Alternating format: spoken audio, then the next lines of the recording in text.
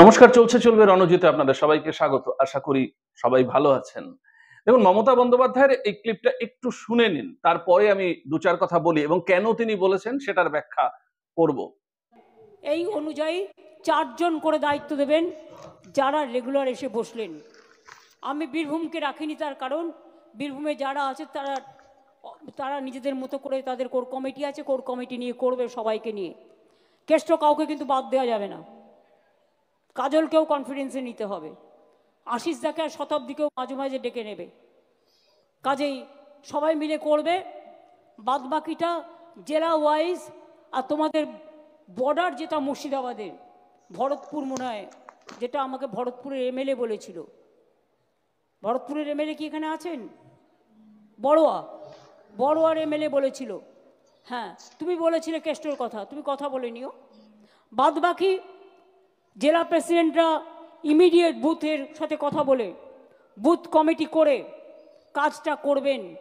এবং যে জেলা প্রেসিডেন্ট এটা পারবেন না, আমি কিন্তু সেখানে চেঞ্জ করতে বাধ্য হব। এবং আমি ছাত্র, যুব, মহিলা, ট্রেড ইউনিয়ন বা কিষাণ ক্ষেত মজদুর বা সংখ্যালঘু বা এসসি এসটি ওবিসি মাইনরিটি সবাইকে সহ বলবো সবাইকে সাথে নিতে যখন বুথে এই কাজটা করবেন।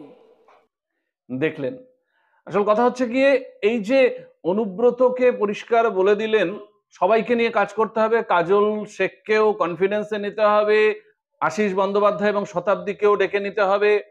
বীরভূমের জন্য তিনি কমিটি করলেন না, কারণ জানেন? আর একটা ছবি দেখাবো আপনাদের।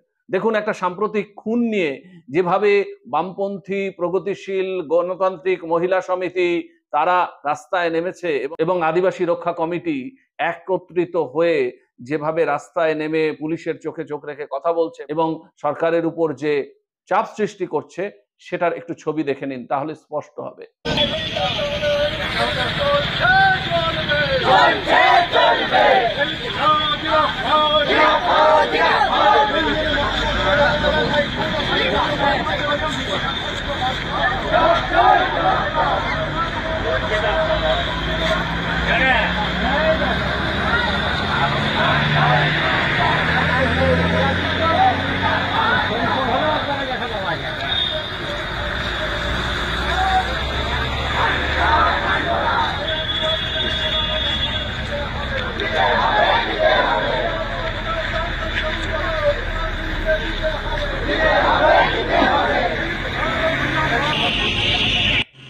আমরা মিছিল করে আসছিলাম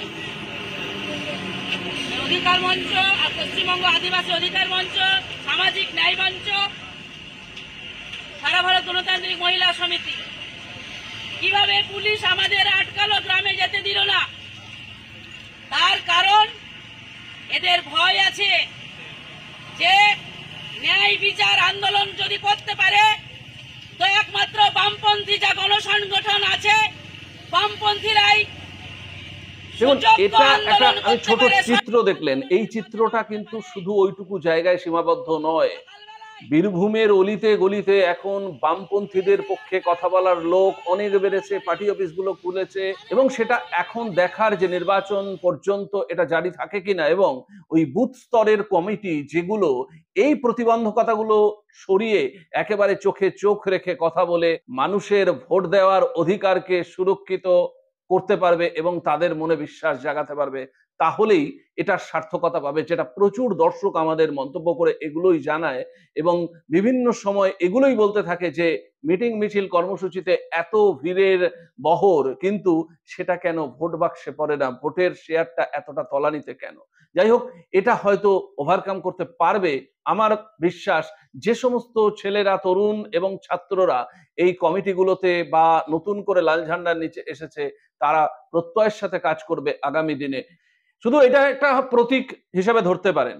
আসলে বীরভূমের চিত্রটা না এমন ভাবে বদলাচ্ছে, আর বিশেষ করে আদিবাসীদের একটা বড় অংশ কিন্তু বীরভূমের বিভিন্ন প্রান্তে ছড়িয়ে আছে। এই এসসি এসটি যে সংরক্ষিত আসন, এই আসনগুলো ছাড়াও বিভিন্ন জায়গায় এসসি এসটিদের বসবাস, এবং আপনারা জানেন 34 বছর বামেরা রাজত্ব করার সময় এই এসসি এসটি এদের জন্য আলাদাভাবে ভাবনা চিন্তা ছিল বামেদের, এবং সেটা অনুভব করছে এই সময়ে এই জনজাতি উপজাতি আদিবাসী এরা, এবং এই কারণে সবাই একত্রিত হচ্ছে লাল ঝান্ডার তলে। এটা কিন্তু শুধু বীরভূমে এখন সীমাবদ্ধ নেই, একেবারে কালীঘাটের অলিন্দে এই খবর পৌঁছে গেছে।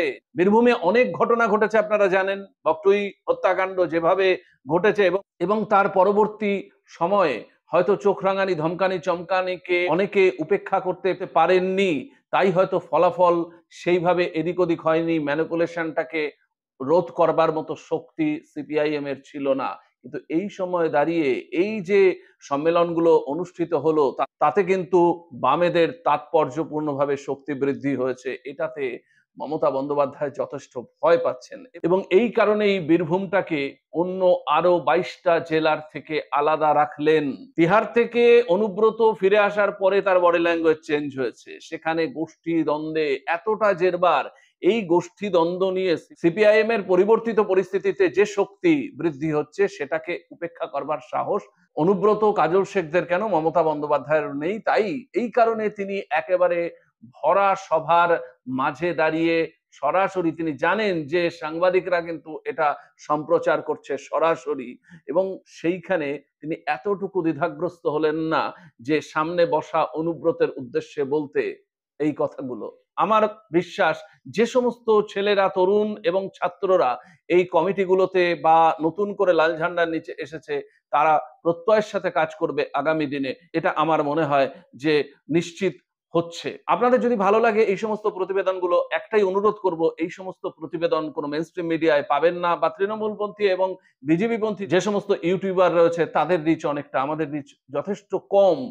আপনারা এটা দায়িত্ব নিয়ে আরো আরো বেশি লাইক এবং শেয়ারের মধ্য দিয়ে ছড়িয়ে দিন। পরবর্তী প্রতিবেদনের জন্য অপেক্ষা করুন। ধন্যবাদ।